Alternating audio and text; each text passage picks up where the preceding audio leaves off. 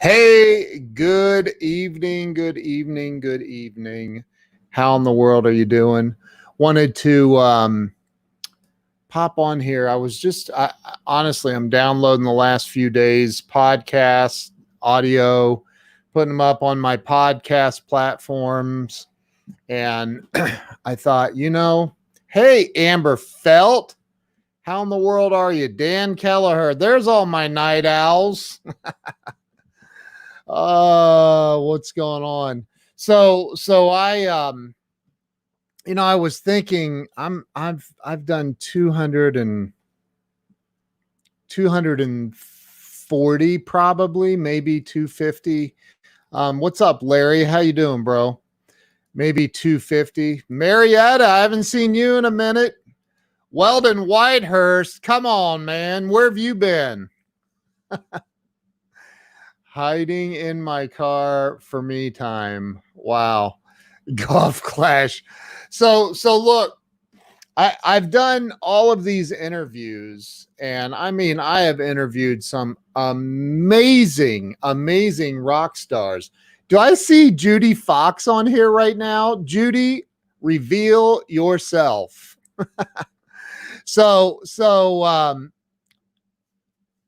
I have done a lot of interviews. A lot. 240. My wife is watching. That's funny, man. What's up, Corey Calvin? Robert Brooker is in the house. I have interviewed a lot of amazing entrepreneurs and celebrities and just amazing people over the last 2 years. Well over 200 and say 40, 250, a lot. And I am blown away by this one thing that all of these incredibly successful, some of them have done hundreds of millions of dollars. One guy that I interviewed is freaking unbelievable, well over $1 billion. And there's one thing that I was thinking about tonight as I was working on some things. One thing that they all have in common, the ones that are extremely successful.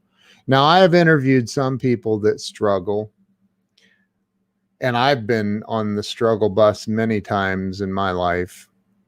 But there's one thing that all of these incredibly successful people have in common. And I want to, hey, Lyndon Crane, how are you? Good to see you, man. I want to give you guys an opportunity to guess what the one most common denominator is among the most successful people that I've interviewed, that I know.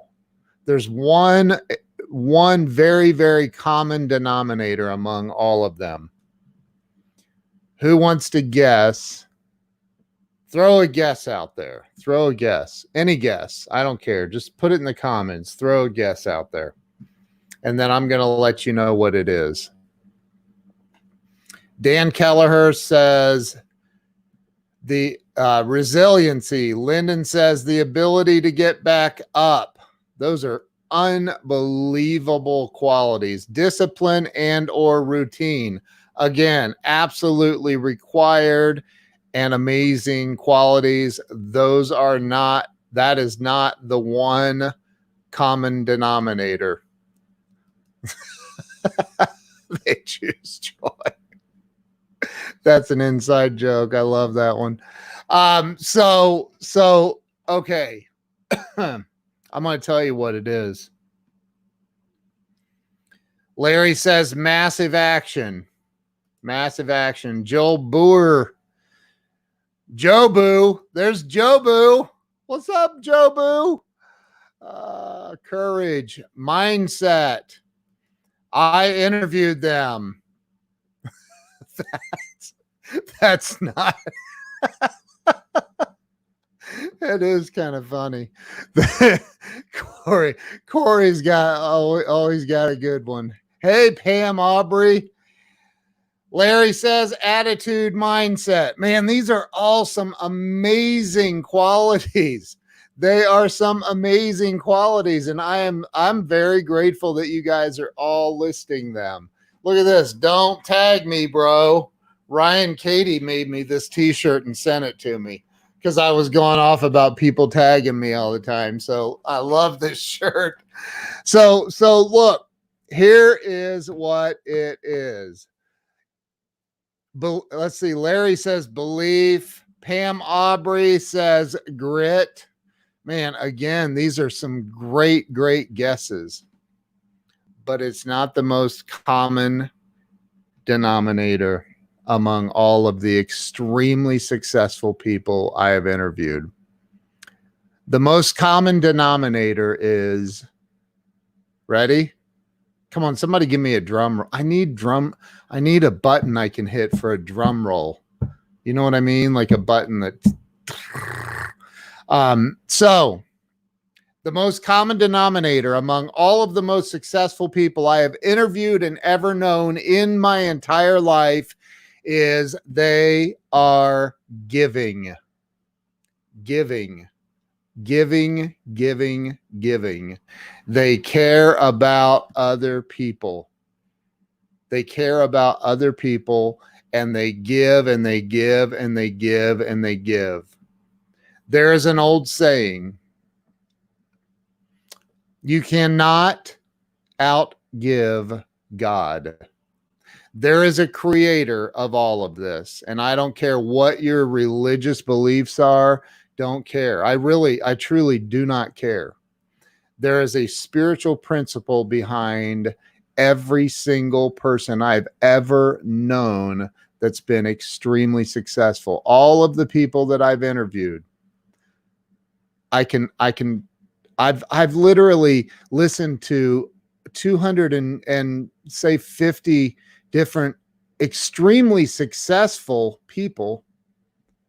I've listened to them literally. I've dissected their stories and listened to each and every one of their stories. I've asked a lot of questions about what got them to where they are. I'll never forget the moment when I had Andy Frisella on the show. And I said, Andy, what was the pivotal moment for you? What was the moment where you went from, the dude made, what did he say? $10,000 or $55,000 over 10 years. He was making $5,000 on average per year for the whole year. And now the dude's doing hundreds of millions of dollars a year. I said, what was the pivotal moment for you? Because you can't, like, how do you go from, what's the mindset behind going from like, I'm making $5,000 a year. He said, bro, I would have been making more money working at McDonald's.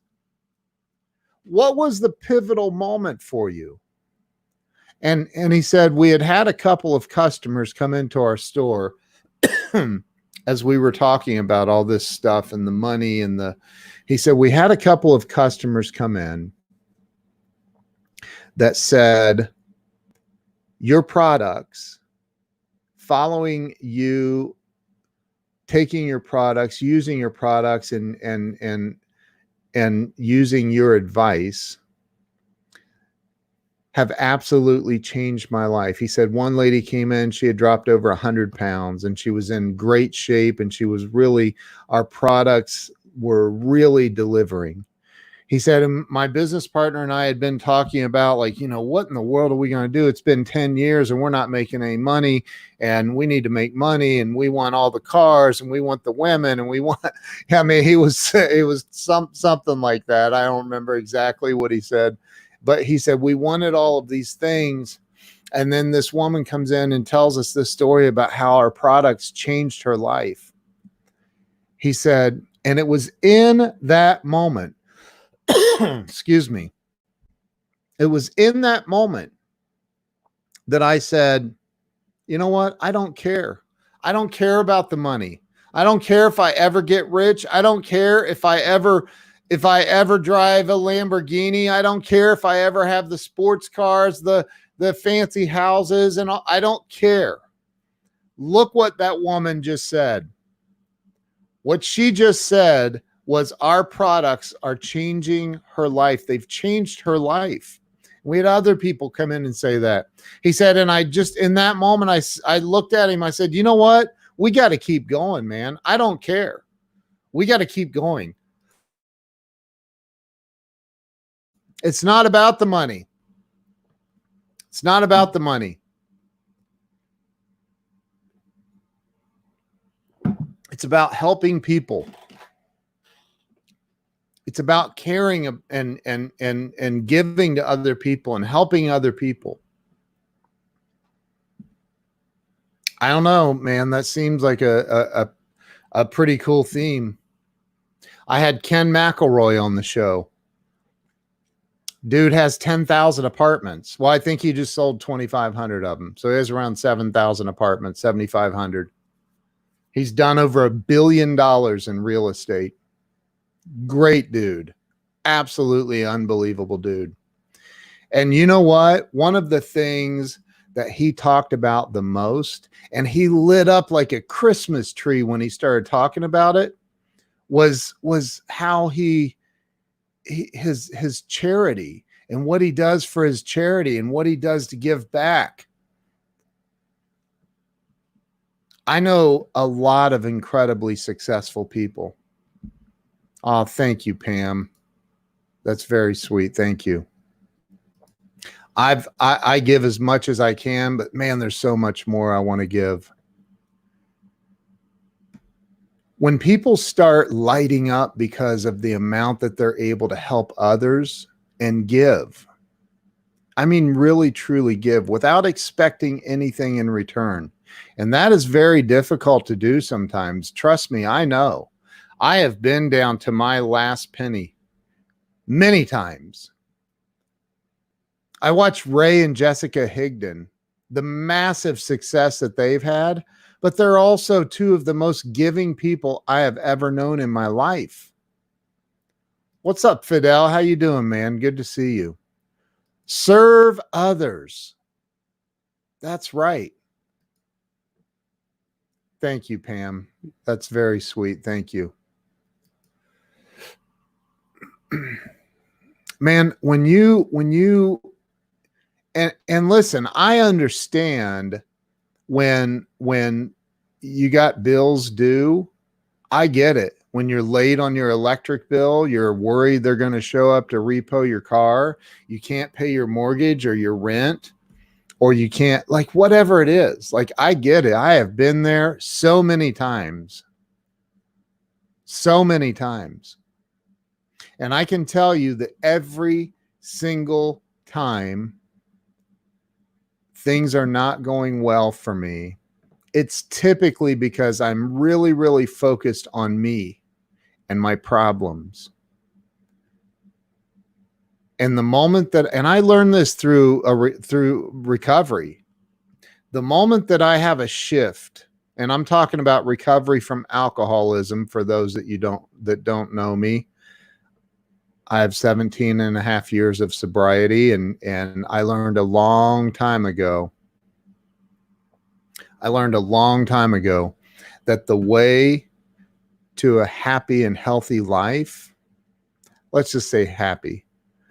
I don't know that it guarantees health. I'm not sure anything does. When your time is up, your time is up. But that's all I know. What's up, Eli? How you doing, man?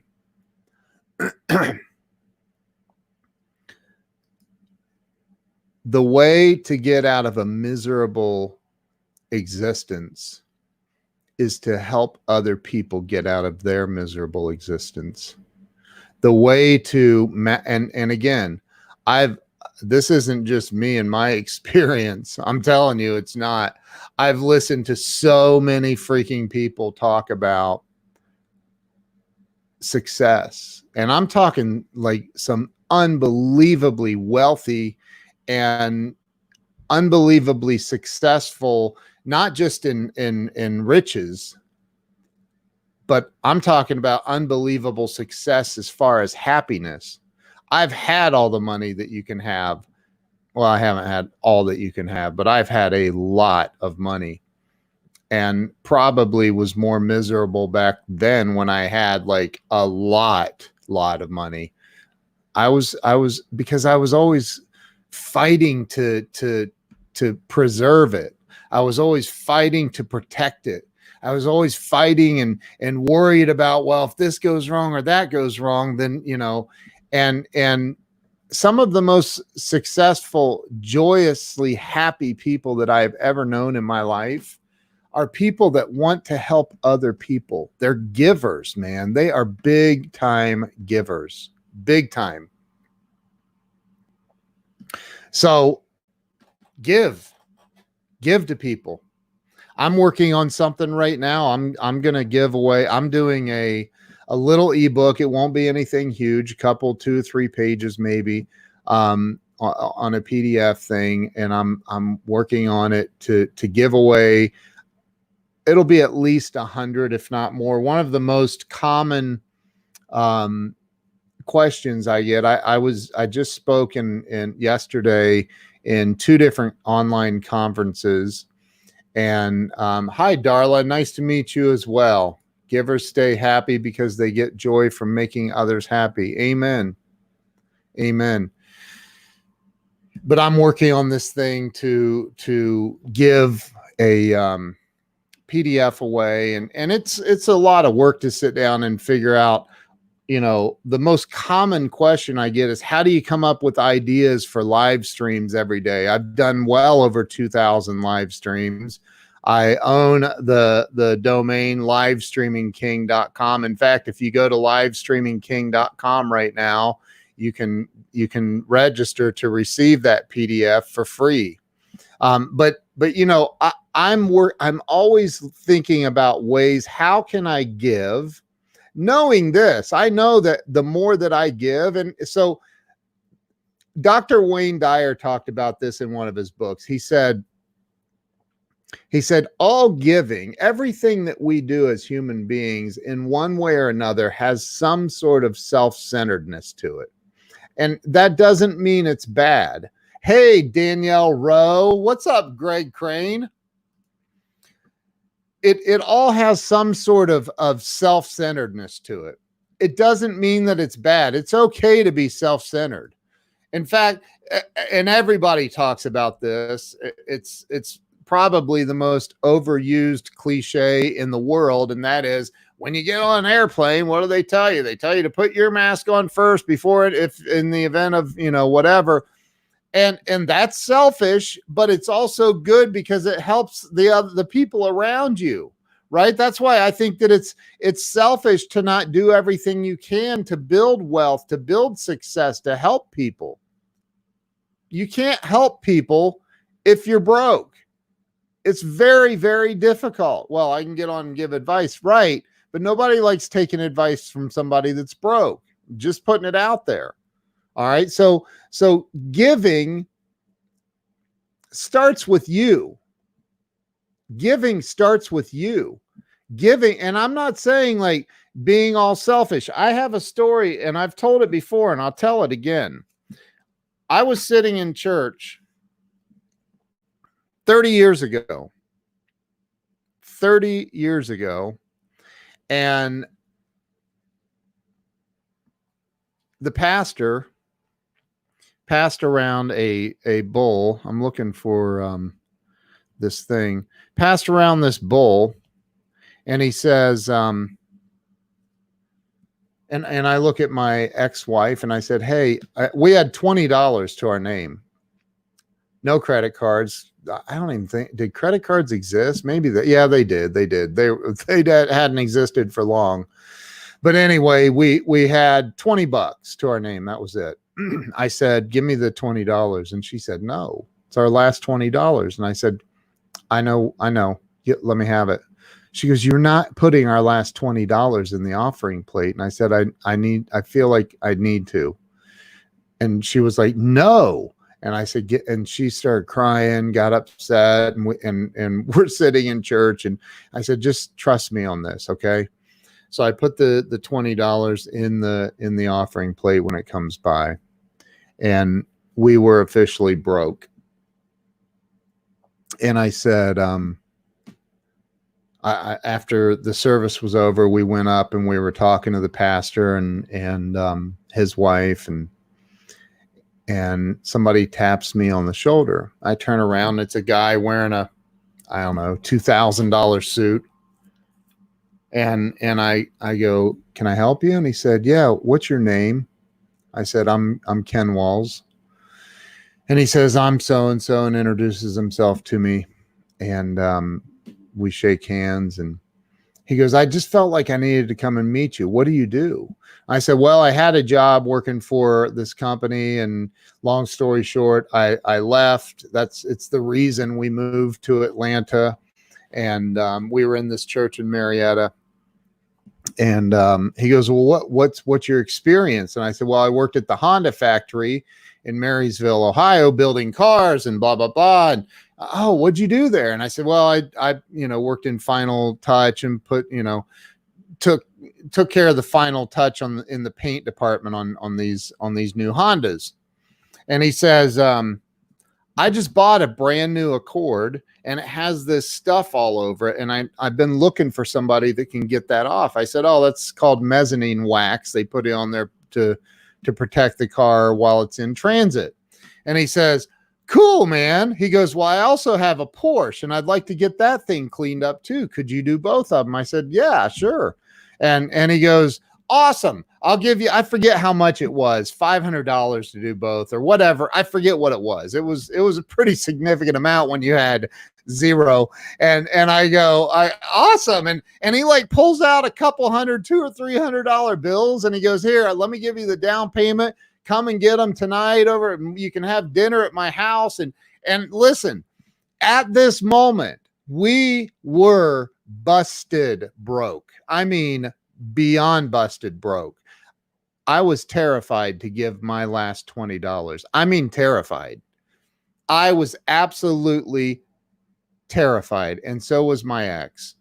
And in that moment, I realized, and I was young. I was only 21, maybe 22. It was in that moment that I realized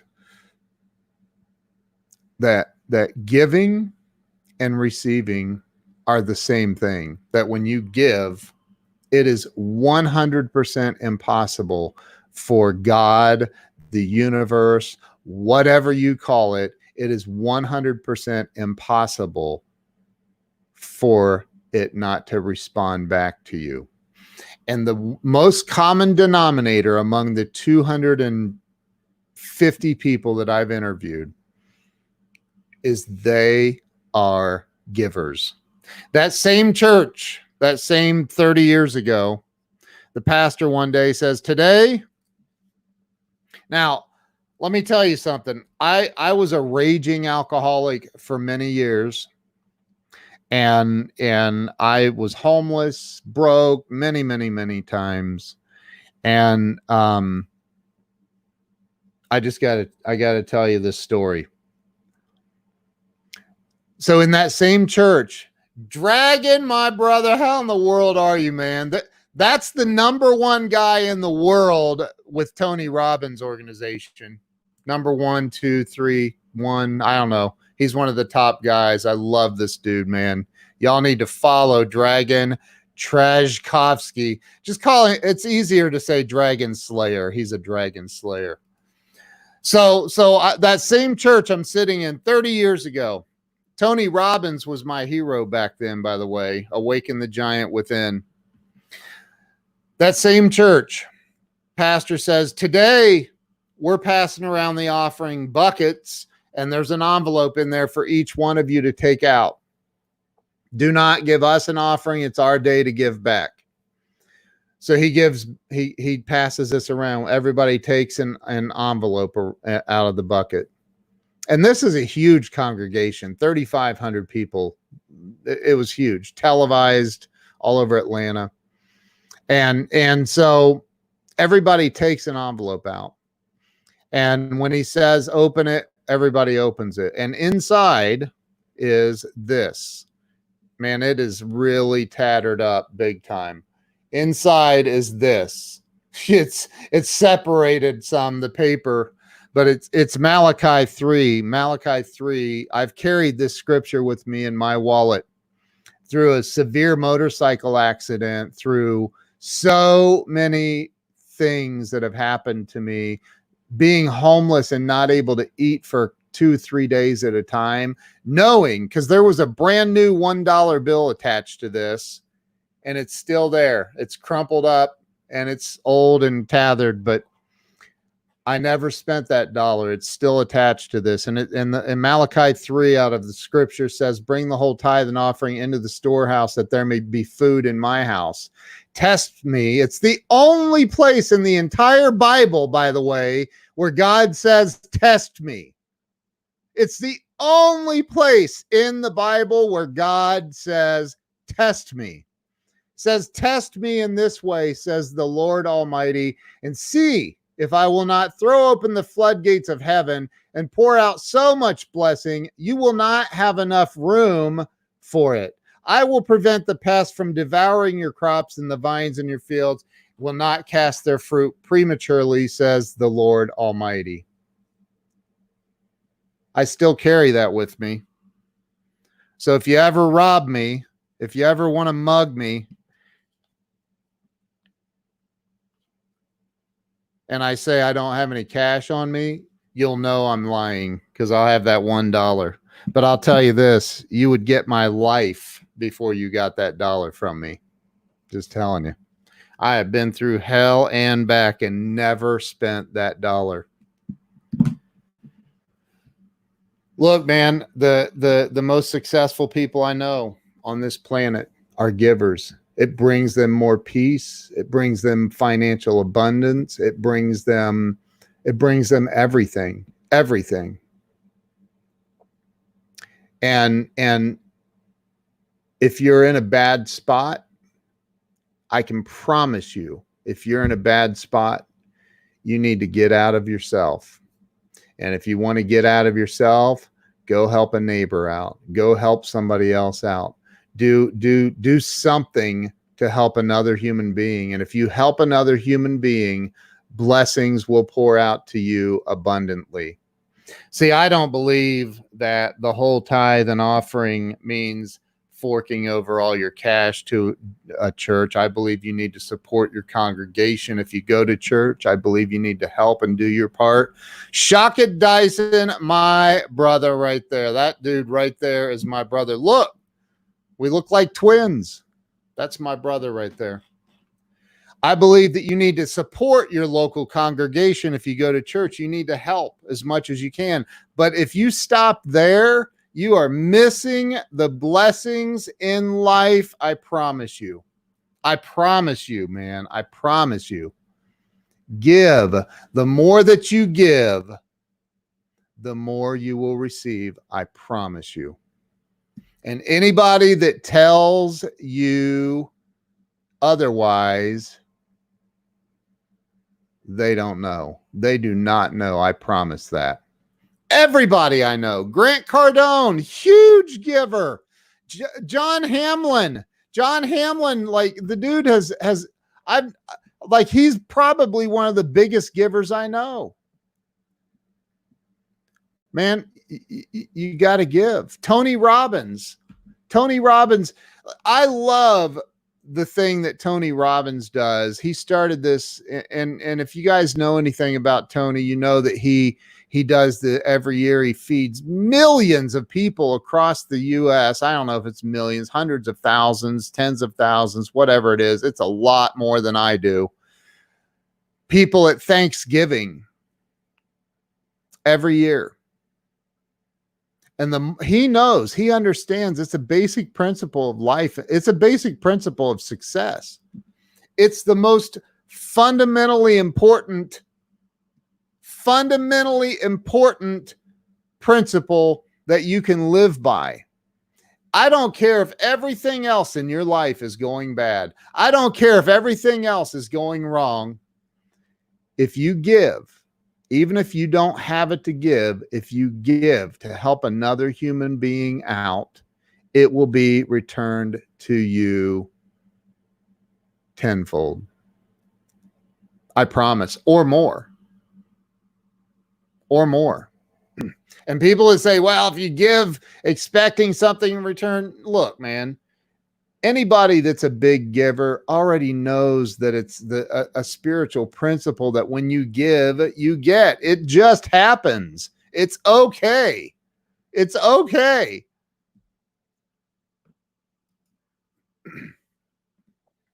You know what? What you have to give might seem like stupid money to somebody else. You know what I mean? Never miss an opportunity to help another human being. Never. And it doesn't just have to be money. It doesn't have to be money. I've been down in the homeless shelters, and I have seen some unbelievably good people. I have met some amazing people with just absolutely heartbreaking stories, man. And I've been able to give them hope. I've been able to give them hope. I had a dude, I had this dude that used to work for me. I promoted him to VP of sales with my company. And I said, I want you to come out and have a steak at my house. We had to run down to Costco, get some steaks. We're getting off the exit, coming back to my house. We're out in the middle of nowhere. And there's this dude standing there with a sign, needing money, you know, whatever. And I had $43 left on me in cash. I pull it out of my wallet and I said, tell that dude to come here. He was driving and he looks at me. He goes, no, I'm not doing that. And I go, tell him to come here before the light turns green. Tell him to come here. I want to give him this. He goes, dude, he's just going to blow it on booze or drugs or whatever. I go, I don't care what he's going to do with it. That's not the reason I'm giving it to him. Tell him to come here now. And so he rolls this one. Hey, dude, come here. And I hand it to him and he says, God bless you. I said, God bless you too, man. And he left and we pulled away. And I looked at the dude that used to work for me and I said, man, me giving him that money, it's a selfish act for me in the sense that I know it's going to be returned to me tenfold at least. What he does with the money isn't between him and I. It's not between him and I. That's between him and God. I'm not his God. I did my part. What he does with it, like if I give you $100, which there's a dude that used to be a friend of mine on Facebook. I unfriended him, gave him $100, promised to pay it back on Monday. Didn't. He disappeared. Thursday comes around. I said, yo, dude, that was a loan, not a gift. Give me my hundo back. Oh, all these excuses. Then, all this time goes on. And I said, all right, that's cool, man. It only cost me $100 to find out what kind of a person you really are. Perfect. Thank you. Now be free. And I set him free. I don't need that. And so again, it's not about, that was a loan, but whatever. It's still not between him and I. That's between him and God, period. And I'm not getting all religious on y'all. I promise you. I'm not sitting here trying to preach some kind of a sermon. I'm just telling you, after interviewing 250 unbelievably successful entrepreneurs and celebrities, I have found that the most successful people I have interviewed and ever met are also the biggest givers. They're the biggest givers. So if you want to get out of a bad spot, you want to change your life, you want to kick it into high gear, you want to kick it in to high gear, your life, figure out how to give more. And Pam, what you said earlier, there you go. definitely doesn't have to be money. But like Pam said, a lot of people, and I'm the same way, Pam. I've oftentimes thought I can't wait to have stupid money so I can really, man, I want to do what Tony Robbins is doing.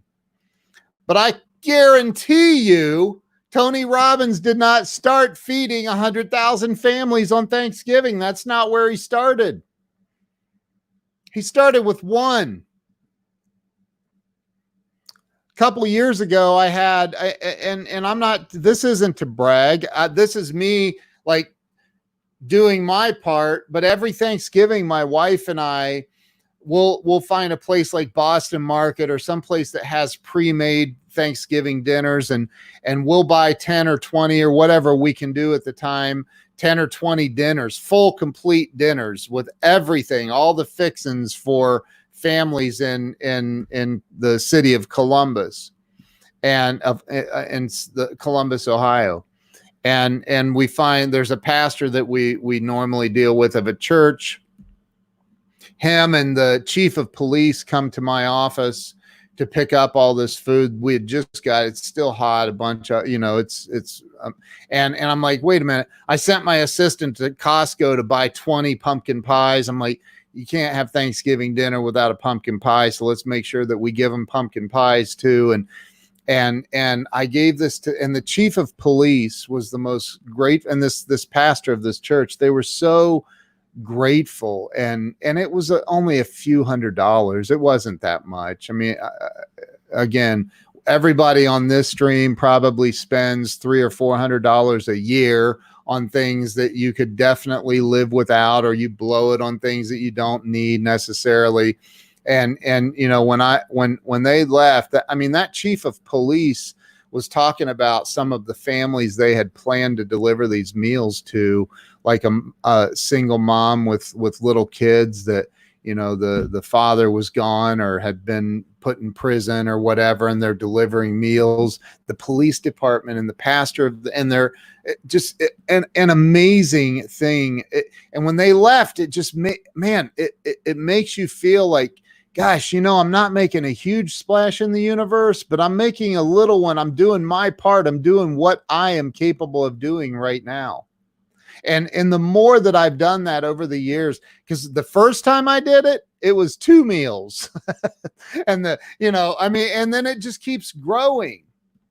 And why does it keep growing? Because financial abundance keeps growing in my life.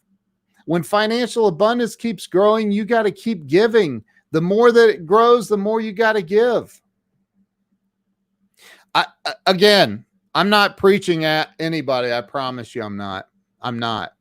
I'm telling you what's worked for me. I'm telling you what I've seen out of 250 some people that I've interviewed. The number one most common denominator among all of them is they love to talk about the giving part, the giving back. That's it right there, Larry. Ripples turn into waves. And look around, man. Seriously, look around. Some of the wealthiest people, and I'm not just talking financial, okay? I'm not. But look, let's face it. Like Zig Ziglar said, money ain't everything, but it does rank somewhere up there near oxygen. Okay, so the more money that you have, the more income that you have, the more money that you have, the more you're able to bless other people and help other people. Just some thoughts I had for tonight. Y'all go over to the livestreamingking.com and sign up for, it's free. I'm creating a PDF, ebook, whatever you call it, with 100 top tips for 100 live streaming ideas, because a lot of people get stuck. They don't know what to live stream about. So I'm gonna list some of my ideas in there, and I'm giving that away for free. So go over to livestreamingking.com and get on the list. When I get it finished, I will send out that PDF to every single person that signs up there. So I appreciate y'all. I love y'all. I just felt like, man, I feel so blessed. I really do. I'm so beyond blessed with, I talked to Glenn Morshower today. Glenn Morshower said last night, him and I spoke together at Tamara Thompson's event last night. It's a virtual event. And she had asked him and I to speak together as a team. We have a blast. As you guys know, if you watch the Ken and Glenn show with a guy named Scott, you know how much fun we have. And if you've seen Glenn and I live, Glenn, as you know, has starred in 250 movies and TV shows. And I mean, it's insane. Black Hawk Down, Air Force One, all of these massive movies. And he's on The Resident. He was on 24 for 7 of the 8 seasons. And Glenn said last night, we were talking during Tamara's event. I actually have witnesses that he said this. He said, I said something about, well, you're the actor. I'm not. I've never been in a movie. And he goes, oh, you're going to be. And I said, yeah, I doubt that. And he goes, no, you're going to be. Like, you don't understand. Before I take my last breath on this planet, I will star or co-star in a movie with you, Mr. Ken Walls. And I was like, wow, I never even considered that a possibility in my life. Never one time have I ever thought, man, I hope to be a movie star in a movie someday. I never have thought that. And to hear that come out of a guy who starred in some major movies, like major Transformers, he's in all of them. And I'm like, wow, man, to have him say that to me is mind-blowing. Joan, I am at the end of season 4. I know I'm getting ready to come up to the money season 5. I know I'm coming up to it. But anyway, so, I would encourage anybody watching this to reach deep down inside your soul.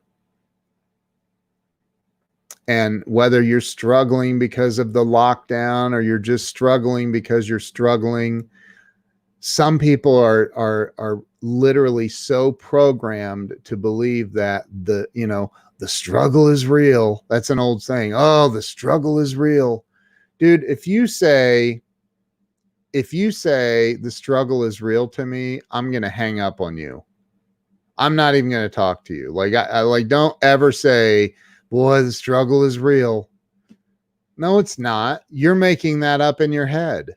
It's not real. Reach deep down inside of you. Reach deep down inside and give to other people. But Ken, I only have $20. I've given my last $20 away. And if you do it in faith, it'll be returned. I promise you.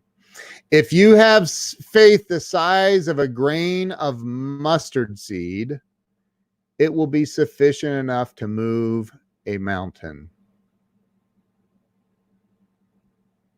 It's in the Bible. Anyway, look, I'm going to go. I appreciate all of y'all. I really do. You all are absolutely amazing. Robert Brooker. Can I be the guy in the comments? Absolutely, dude. Robert Brooker is my. Now, one thing about Robert, he already knows this. He writes comments that are books. Like, literally, Robert, you could go back to your comments on my live streams and probably write a small novel. A small novel. I'm serious. Pam says, thank you, Ken. This was powerful and encouraging. A great reminder that we all need each other. I am so grateful you popped in here too. Michael Coronado, the hamburger man. It is, in fact, a hamburger menu. Just so you know, that's programming terminology. Joni, thank you for being here. You didn't miss it. You can go back. You can go back and watch the replay. Ken, thank you for being here. Thank you, Corey Calvin. Thank you, everybody, for being here. Go back and watch the replay. Probably in the first 5 minutes, you'll catch the main part of it. I hope you all have a wonderful, wonderful evening, a blessed Friday. and an incredible weekend. I love you all, and I will see you later. Bye-bye.